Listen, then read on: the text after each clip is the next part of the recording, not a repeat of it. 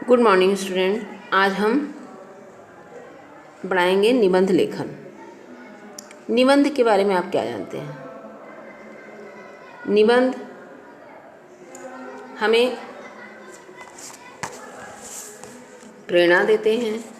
निबंध के लिखने का तरीका होता है कि हम कैसे उसे लिखें। निबंध का अर्थ है अच्छी तरह से बांधना।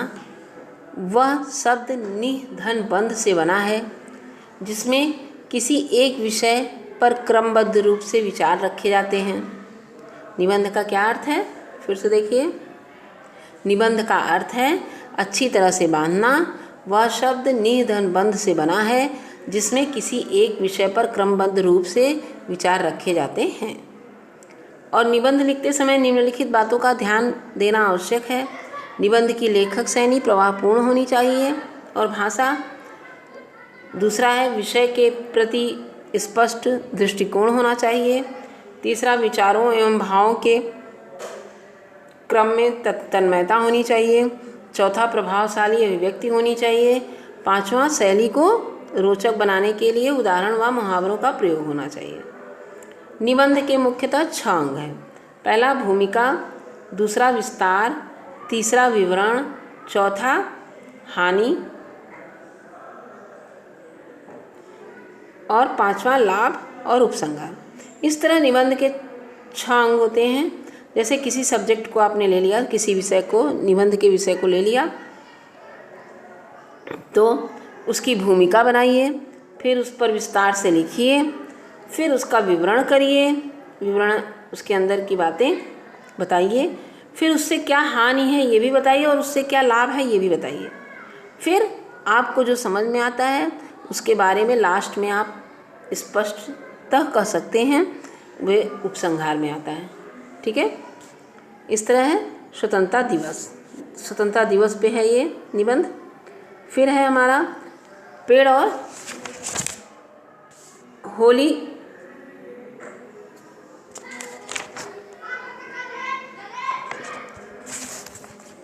रुक जाइए। पेड़ पौधे और हमारा जीवन। दूसरा निबंध है पेड़ पौधे और हमारा जीवन। तीसरा निबंध है अनुशासन। चौथा है होली। पांचवा है किसान, भारतीय किसान। छठा है प्रदूषण की समस्या और पांचवा है रक्षाबंधन। फिर है हिमालय पर्वत और वैश्विक तापन। फिर है दुर्गा पूजा। तो हम लोग कई निबंध पढ़ चुके हैं और आगे से हमने बताया भी है आप लोग को निबंध के बारे में। लेकिन इस बार जो निबंध आएगा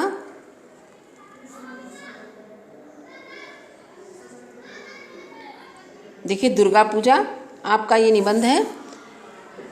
दुर्गा पूजा हम नवरात्र के ही महीने में मनाते हैं। दुर्गा पूजा हिंदुओं का प्रमुख त्यौहार है।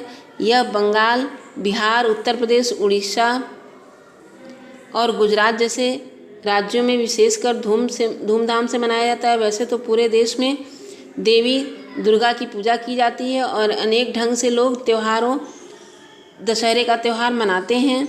इसके मनाने के लिए एक कहानी छुपी हुई है। महिषासुर जैसे दानव के अत्याचार से तंग होकर देवताओं ने भगवती देवी का आराधना किया और देवताओं की प्रार्थना से प्रसन्न होकर माता ने महिषासुर का संहार किया। इसी की याद में दुर्गा पूजा का त्यौहार धूमधाम से मनाया जाता है।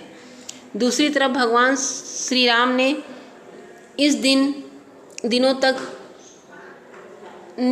दिनों तक माँ दुर्गा की उपासना की थी और रावण पर विजय प्राप्त की थी।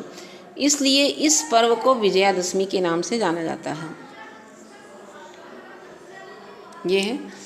यह त्यौहार अश्विनी मास के शुक्ल पक्ष में मनाया जाता है। इन दिनों तक माँ भगवती की पूजा अर्चना की जाती है। दशमी के दिन बड़ी धूमधाम से देवी का विसर्जन होता है। बच्चे बड़े सभी नए वस्त्र धारण करते हैं और भगवती दुर्गा के दर्शन करते हैं, प्रसाद चढ़ाते हैं, जय जयकार करते हैं। दशमी के दिन कई महानगरों में रावण, कुंभकर्ण और मेघनाथ के पुतले जलाए जाते हैं। दिल्ली में यह दृश्य देखने लायक होता है कि यह एकता का पर्व है और यह हमें सत्य की राह पर चलने की प्रेरणा देता है। सचमुच यह भारत का पवित्र पर्व है। देखिए, इस तरह हम दशहरे के बारे में जाने, दुर्गा पूजा के बारे में। और ये देखिए, वैश्विक तापन। वैश्विक तापन क्या है, इसके बारे में जब हम जान जाएंगे तभी हम आगे इसके लेख के बारे में पढ़ सकेंगे। तो देखिए, पहले यह जानना आवश्यक होगा वैश्विक तापन किसे कहते हैं। भूमंडलीय वातावरण का औसत तापमान दिनों दिन बढ़ता जा रहा है, यही वैश्विक तापन है। यह तापमान क्यों बढ़ता है, इससे क्या हानि होती है, इस विषय पर पूरे विश्व में वैज्ञानिक शोध और परामर्श कर रहे हैं। वायुमंडल में प्राकृतिक क्रियाओं के फलस्वरूप गैसों का संतुलन बना रहता है, परंतु आज मानव ने अपने क्रियाकलापों से वायुमंडल को दूषित और असंतुलित कर दिया है। अंधाधुंध उद्योगों की स्थापना, उनकी चिमनियों से निकलने वाली गैस, पर्यावरण में बढ़ता प्रदूषण और वृक्षों की कटाई, गाड़ियों द्वारा छोड़ी गई गैस, निषाक्त गैसों आदि इस समस्या को और भी विकराल बना रही है। दिन में सूर्य की किरणें धरती को गर्म करती हैं,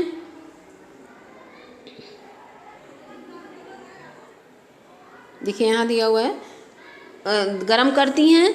रात होने पर यही गर्म वापस चली जाती है, लेकिन कुछ गर्मी को हमारा वायुमंडल रोक लेता है।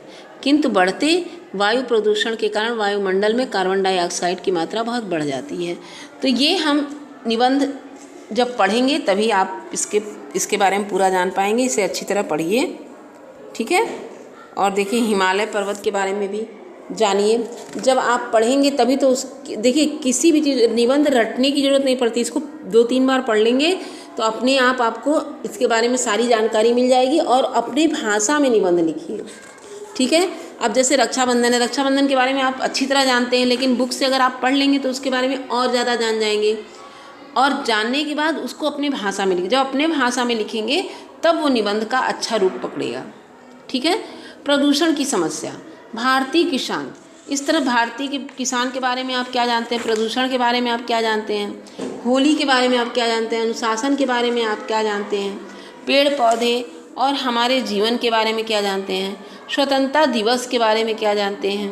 तो जो आप जानते हैं उसके बारे में आप देखिए, बुक में भी लिखा हुआ है, तो आप थोड़ा जानते हैं और कुछ बुक से पढ़ते हैं, उसे मिलाकर आप फिर अपने मन से जिस निबंध को लिखेंगे वो सबसे अच्छा निबंध माना जाएगा। तो उसे पढ़िए, याद करिए और उसको कई बार पढ़िए। कई बार पढ़ के कॉपी पे लिखिए, तब आपका ये निबंध पूरा हो जाएगा, ठीक है। जैसे होली है, होली का त्यौहार अभी आने वाला है, तो होली के बारे में आप जानेंगे ना कि होली हम कैसे मनाते हैं, होली पर क्या करते हैं। होली एक धार्मिक तथा सामाजिक त्यौहार है। हमारे देश में होली का उत्सव बड़ी धूमधाम से मनाया जाता है। यह शुभ पर्व प्रतिवर्ष फागुन माह की पूर्णिमा को मनाया जाता है। होली का उत्सव धार्मिक दृष्टि से ही भी महत्वपूर्ण है। इस पावन पर्व के विषय में एक प्रथा प्रचलित है। कहते हैं हिरण्यकश्यप नामक दैत्य बहुत ही क्रूर और अत्याचारी था। उसने स्वयं